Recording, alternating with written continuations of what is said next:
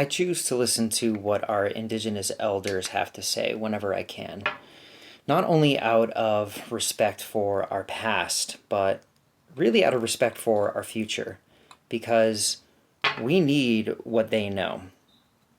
Every day I wear this bracelet. It's the eagle and the condor, which tells me what time it is because it depicts a prophecy.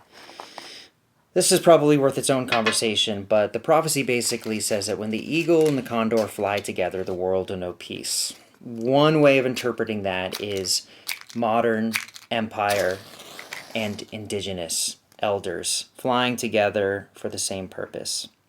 I got it at this event called The Gathering in Big Bear, California, put on by a group named Aniwa. And I had an experience there that was unforgettable. My wife and I, we went to a water ceremony that was put on by an elder from the Hopi and Havasupai tribe.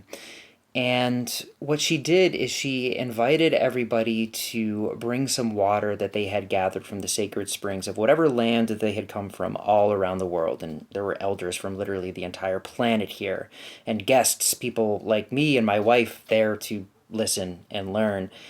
And after everybody that had brought some water appropriate for the ceremony poured it into the shared mixture together, she invited her uncles to sing some ceremonial songs that had been passed down to them through the generations.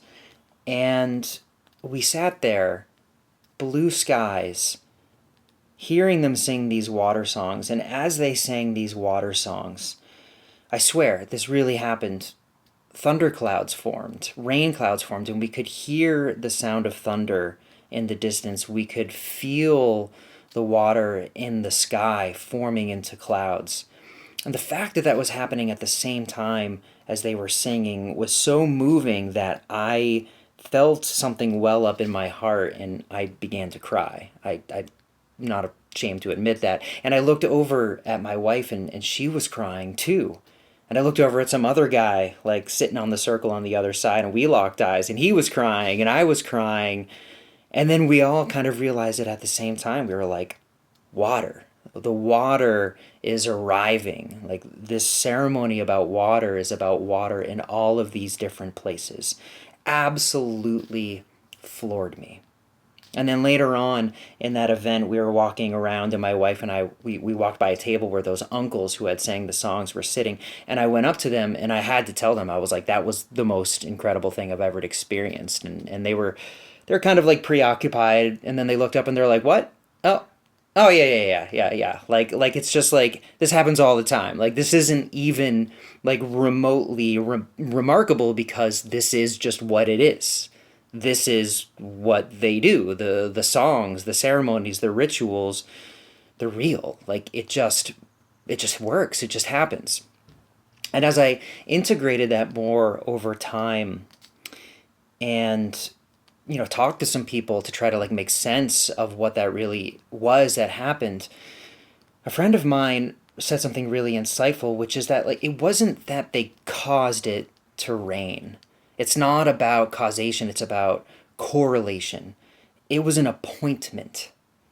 Like the fact that we all showed up, the fact that everybody brought their water, the fact that the songs were sung, it was a moment, it was an appointment with nature. And that we all arrived for it, to be there with it, to experience it. That's what mattered. The appointment. To be there for the experience made the moment happen. And that's what I think we have to learn. We, the modern world, people that don't know, haven't inherited these songs, like maybe even don't believe in them, is we're missing our appointments with nature. I mean, we clearly need that lesson at this time. And for the Indigenous elders that are talking and sharing with anybody willing to listen, like there's no question about this kind of stuff. This is absolute. This is the world that they live in. I mean, meeting your appointments with nature is 101.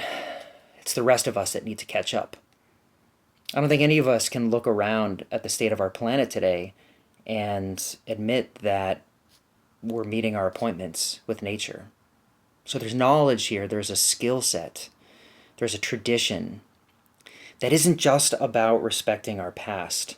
It's about respecting our future, because if we're going to make it, we've got to start listening to what people like this have to say, especially when they're hoping that we'll listen.